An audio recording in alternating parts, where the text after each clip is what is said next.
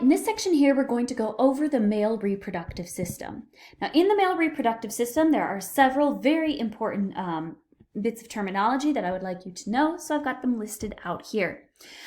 Starting off with the testes. The testes are going to be the male gonads. Gonad just means the primary sex organ. The testes are going to begin development in the abdominal cavity and then descend into the scrotum during the last 2 months of fetal development.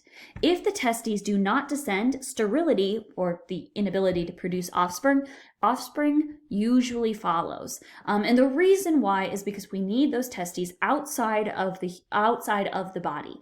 The internal temperature of the body is much too high to produce viable sperm, so the scrotum are going to regulate their own temperature by either holding themselves closer to the body or farther away from the body, depending on the temperature, to help regulate that area for viable sperm production. So outside of the testes, we have the scrotum. The scrotum is going to be the sac that contains the paired testes. The epididymis is going to be the location where the sperm are going to mature. The vas deferens is going to be the tube that passes into the abdominal cavity. This is going to pass the sperm into the ejaculatory duct and then into the urethra. So the vas deferens is going to be responsible ultimately for the transport of those sperm. During ejaculation, sperm are going to leave the penis in a fluid called semen. This is going to be produced by 2 seminal vesicles, the prostate gland and 2 bulbal urethral glands. The prostate gland is also going to play a very important role. It surrounds the urethra just below the bladder. Now, unfortunately, the prostate gland can start to enlarge in older men and squeeze off the urethra. This can make urination very painful and a little bit difficult.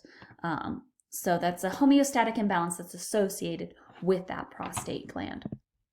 Here is a diagram that's going to give you just sort of a general list of the functions of the various organs. I strongly recommend using this diagram to make flashcards that you can use to help you sort of walk through this next slide. This slide is going to be a diagram of the anatomy of the male reproductive system. So I strongly encourage you to have those flashcards handy and see if you can walk through all of the different organs of the reproductive system and what their primary function is going to be. Now, we are going to break it down just a little bit further than that. I know that was a very brief overview. We are going to talk just a little bit more specifically about some of the more important characteristics. So starting off with our semen or seminal fluid. Now, the interesting thing about the semen is that it does have a very slightly basic pH, usually around 7.5. Now, the semen is going to contain the sugar fructose, which is going to serve as the primary energy source for sperm cells.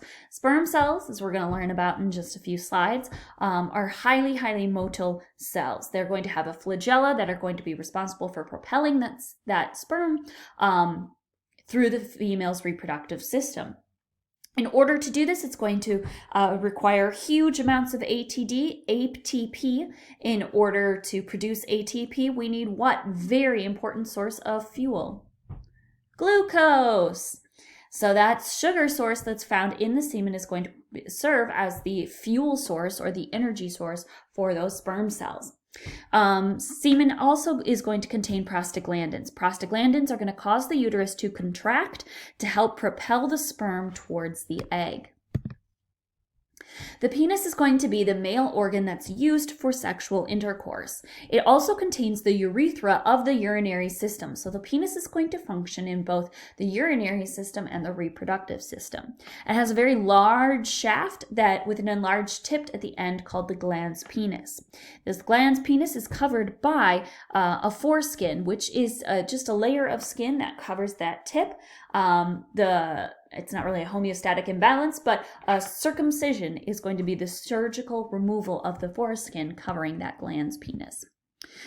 Here is a diagram of the penis itself. Here's the gland penis up at the front, covered by the foreskin. This region right here is what is going to be removed during the circumcision. Now, the penis is going to be made out of spongy erectile tissue that extends through the entire length of the shaft. During sexual arousal, the autonomic nerves are going to release nitric oxide into this spongy tissue. This is going to lead to the production of cGMP, or a cyclic guanosine monophosphate. This is a compound that's very similar to ATP. This is going to causes the smooth muscle of the incoming arterial walls to relax. So these arteries right here are going to start to relax and they're going to expand. The erectile tissue is going to fill with blood. The veins that take the blood away from the penis are going to also be compressed during this time.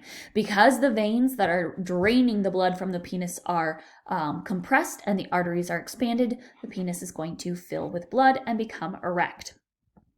A sphincter is going to close off the bladder so that no urine is going to enter the urethra during this time.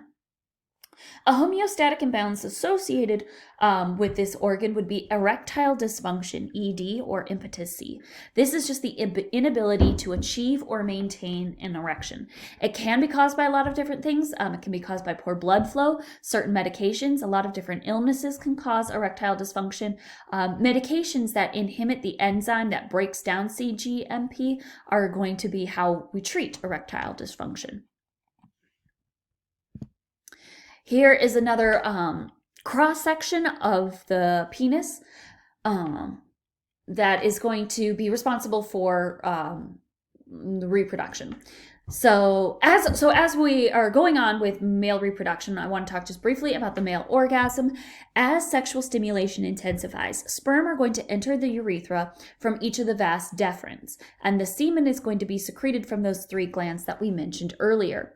Once seminal fluid is in the urethra, rhythmic muscle contractions can expel it from the penis. Now, the orgasm is the physiological and psychological sensations that occur at the climax of sexual stimulation. After orgasm, the penis is going to return to its normal flaccid state. So all of the blood is going to drain back out of that erectile tissue. The refractory period is going to follow after that male orgasm. This is just a period of time during which stimulation does not bring about an erection. And that time, that refractory period, can increase with age. Now, during the course of that ejaculation, there may be up to 400 million sperm in 3.5 milliliters of semen that are expelled during ejaculation. Fertilization can still take place if the sperm count is much lower than this. So this is why if you are experiencing infertility, one of the very first things to look at is sperm count to determine how many sperm are going to be present.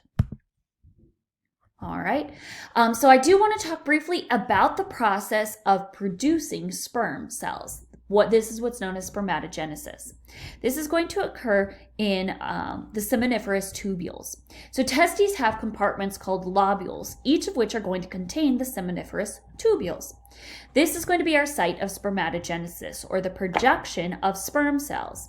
Spermatogonia, which are going to be sort of our base cells, or our cells from which our sperm cells are going to arise.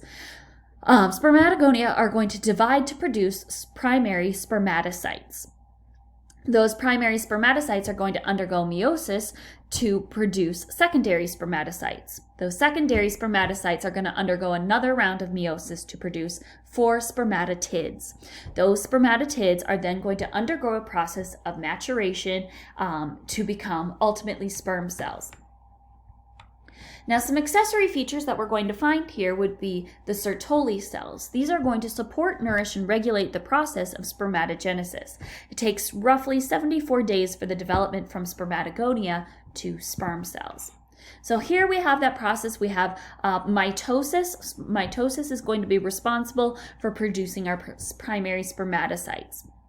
Once we have our primary spermatocytes, they're going to undergo 2 rounds of meiosis. This is going to allow our cells to divide and become haploid cells, or secondary spermatocytes, and then they're going to divide again to produce spermatotids. These spermatotids then have to go a pretty serious round of maturation in order to produce mature sperm cells. So these are going to be our mature sperm cells. The sperm, once it is fully matured, has 3 parts: a head, a middle piece, and a tail. The mitochondria in the middle piece, this region right here, are going to be responsible for producing the energy for the movement of the tail, which is going to be just this long extension piece known as the flagellum. So this middle piece right here, what would we expect it to have? A lot of. What type of organelle would you find a whole bunch of in the middle piece if this is going to be the region where we're producing energy? I'm going to leave that up to you guys. So what organelle specifically would we expect to find a lot of right here in the middle piece? The head up here is going to contain a nucleus, so this is where the nucleus is located, covered by the acrosome. The acrosome, this region right here, contains an enzyme which is needed to help penetrate the egg and deposit the DNA that's found inside of the head. All right, so one thing we also want to mention are some of the hormones that are going to play a very important role in the production of sperm cells. The interstitial cells found in the testes are going to be responsible for producing the male sex hormones, those androgens. The most important of those androgens is testosterone. This is going to, these interstitial cells are going to lie between the seminiferous tubules. The hypothalamus is going to secrete gonadotropin-releasing hormones. So in other words, your hypothalamus says, hey, you need to start producing those sex cells. The gonadotropin-releasing hormone is going to stimulate the secretion of the follicle-stimulating hormone and the luteinizing hormone. In males, the follicle-stimulating hormone is going to promote the production of sperm. The luteinizing hormone is going to stimulate the production of testosterone. Both of these are going to be controlled by negative feedback loops. So this is going to help maintain a fairly constant production of sperm and testosterone at all times. Testosterone, like we said, is the main sex hormone in males. It's going to be essential for the normal development and functioning of the male sex organs. It's also going to bring about and maintain those male secondary sex characteristics that develop at puberty, like height. Males generally are taller than females. They typically have broader shoulders, longer legs relative to the trunk length. They also tend to have deeper voices due to the larger larynx and with longer vocal cords that also develop during puberty. Hair growth on the face, chest, and other regions, receding hairlines, male pattern baldness, greater muscle development, all of these are secondary sex characteristics that come about with the increased production of testosterone during puberty. All right, so you should be able to list the structures of the male reproductive system, trace the movement of sperm through the system. Describe very briefly the process of spermatogenesis. Again, you don't have to get into great detail with meiosis. We are going to have an entire section devoted to that a little bit later on. But I do want you to know sort of that general stage, the general stages of spermatogenesis. You should also be able to explain the importance of testosterone to the male reproductive system.